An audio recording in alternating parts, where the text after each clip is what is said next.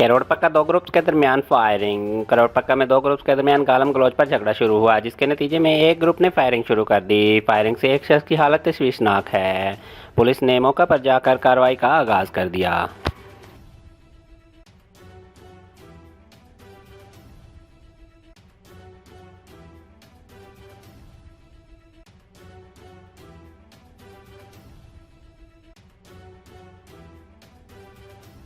کروڑ پکا دو گروپس کے درمیان فائرنگ۔ کروڑ پکا میں دو گروپس کے درمیان گالم گلوچ پر جھگڑا شروع ہوا، جس کے نتیجے میں ایک گروپ نے فائرنگ شروع کر دی۔ فائرنگ سے ایک شخص کی حالت تشویشناک ہے۔